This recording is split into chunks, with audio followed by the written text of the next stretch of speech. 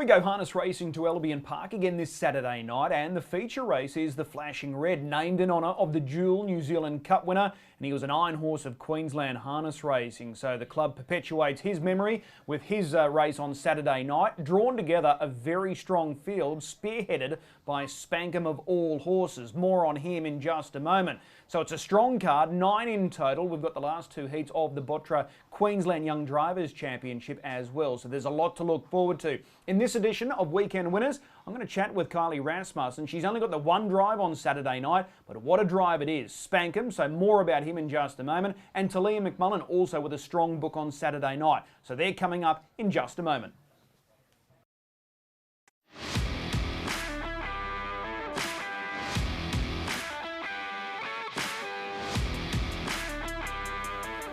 Another big night of racing coming up at Albion Park on Saturday night, and Kylie Rasmussen has a key drive, there's no doubt about it, because he's the most interesting horse probably racing all weekend throughout Australia. His name is Spankem, a Miracle Mile champion, twice a runner-up in the New Zealand Cup. He's also a runner-up in the Auckland Cup. And out of all of the races being staged in Australia this weekend, only Chicago Bull has more prize money against his name. And Spankem sits second on that list. Kylie Rasmussen joins us now. Kylie, appreciate the time. Yeah, no worries, Chris. Thank you. What are the expectations with Spankem? He's here for the Winter Carnival, first up on Saturday night. Stand-start race, 20 metres. What are the expectations? I think Saturday night... obviously, we all expect him to go well because he's such a classy horse. But it's probably more of a lead-up race to see where we're at with him, get a feel of him, basically just all of that. Okay. Now, as far as his credentials are concerned, they're well known, they're well documented. He loves a standing start race. His record from the tapes are unbelievably good, and he loves a staying race. So it looks an ideal start point for him. Is traffic going to be the biggest issue for him on Saturday night? I think that will be the biggest problem. I think he's fit enough. The distance won't be a problem. As you said, the standing start, he's very experienced from the tapes. But yeah, it's just the sheer numbers in front of him. Okay. Let's talk about the trial last week. It was a mobile start mile trial, second row draw. Did you get anything out of that trial, or did you get what you wanted from that trial last week?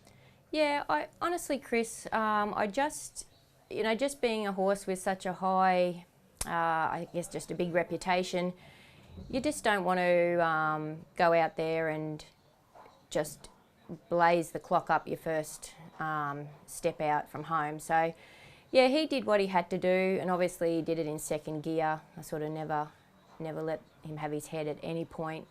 But yeah, it was just a really nice hit out for him. Obviously, I would have rathered a little more distance, but that's what we trial over here, so that's what we had. Okay. And his work since has been good? Yeah, his work is really strong. It's just unbelievable how good this class of horse is. He looks like he's got a little bit of personality as well. Would I be right in saying that? Just looking at him for the first time at that trial session last week, he's just a no-fuss type of horse, pretty cool. He's calm and relaxed and just goes about his business. Yeah, he's very no-fuss. He knows what his job is. He's there to do it. He doesn't want to be annoyed. Leave him alone. Let him do what he's got to do. Yeah, he's all business, this horse. Okay.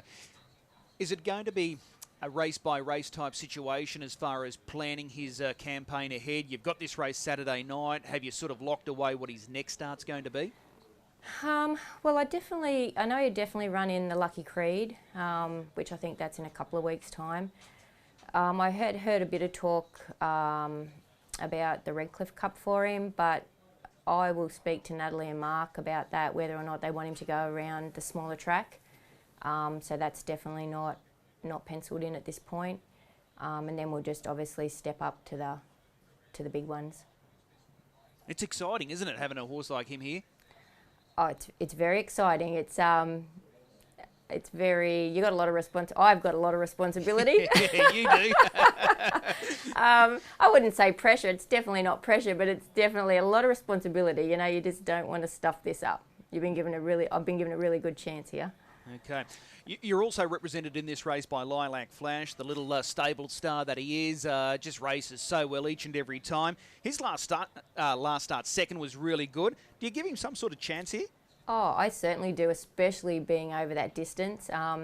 For the great job he's done, he's just not at all suited to our style of racing here, which is those fast miles. He's much better stayer. I know that sounds crazy, but he is. He'll just go all day.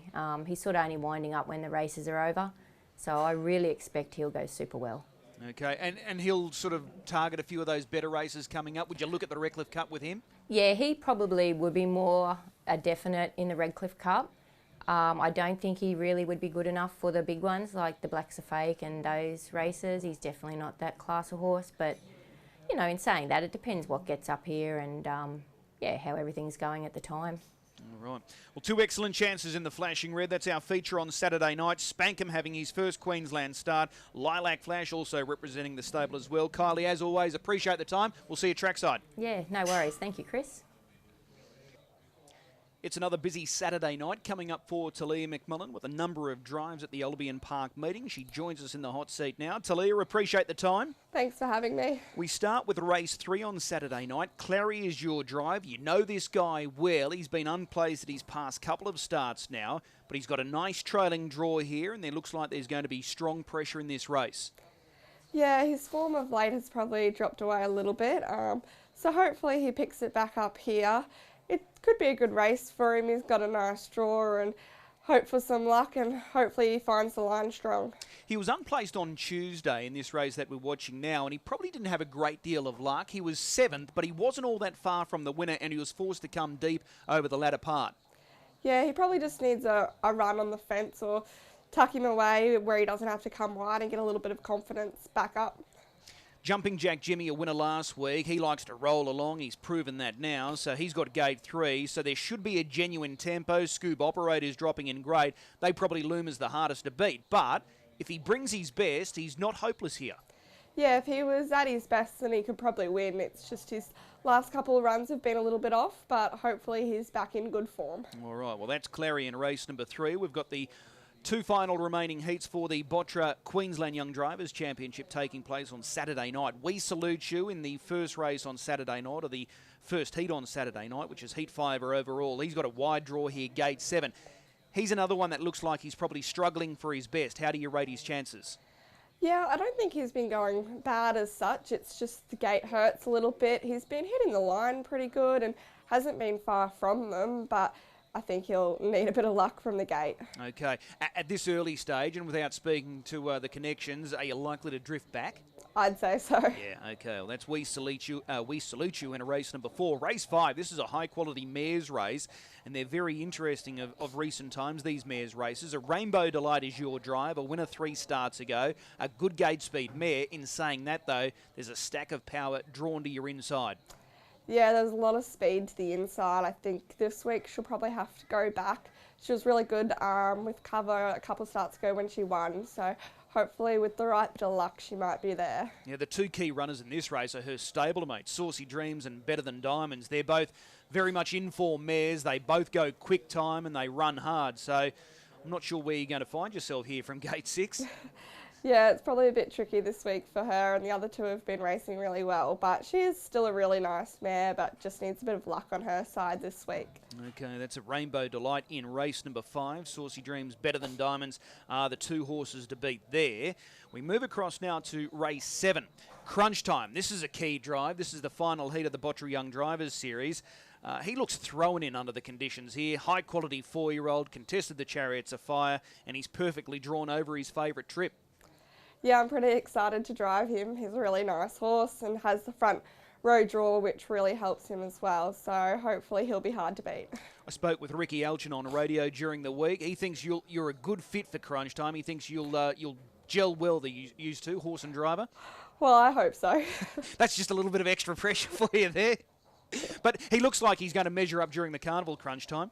Yeah, he's a really nice horse and runs some really good miles last time he was here, so it should be a pretty good race for him Saturday. Yeah, absolutely. And in the last race on Saturday night, Red Castleton, he resumes. He's had a freshen up, but he's had a couple of trials in preparation. Have you been happy with the trials? His first trial was okay. He probably really needed a trial and took him here just to see if he got around the track as well. And then we gave him another trial and got him back in the draw. His last trial, I was really happy with him. He's not really a death seat horse, but I kind of just got stuck there. And, you know, against some pretty okay paces as well. And he hit the line pretty good considering he was in the chair in that trial. So from back in the field and following them around, if he gets the right run, I think he's a really good chance. Okay, 30 metres, 2,138 metres. It's not easy, but he's got that class factor, doesn't he? Yeah, he does need a bit of luck in these races, but he's the type of trotter that can just follow any speed. And so if they go hard up front, which they have been of late, then I think he's a really good chance. He'll just be looking for a gap at the finish. Okay, start that again. With some nice trotting races just around the corner during the carnival, have you got your eye on any with Red Castleton? Yeah, I think probably, well, to start off with the Redcliffe Trotters Cup, he handled the track pretty good when he trialled here, so that's probably the first one we'll look at for him. Okay. Out of all of your drives there on Saturday night, which one are you looking forward to most? I'd say Crunch Time. I think if he finds the top, he'll be a pretty cool horse to drive and will definitely take some catching. Okay, big circle around him. Race 7, number 4, Crunch Time. Taleah, as always, appreciate the time. We'll see you trackside. Thank you. A big thanks to both Kylie and Taleah. We wish them the best of luck on Saturday night. So we look forward to seeing Spankem strutting his stuff for the first time on Brisbane soil. Best bet time now for the weekend. I think we go early. Race 3, number 10, Scoob Operator. He was a real eye catcher first up last week for visiting New South Wales horseman Dean Sinofskis. It's a class drop, there's no doubt about it. Yes, he's got a poor draw, but I think he's the class runner of this field and he might be able to come out on top. Race 3, number 10, Scoob Operator, marking him the best bet on the program. If you are gambling this weekend, please do so responsibly. We'll see you trackside at the Creek.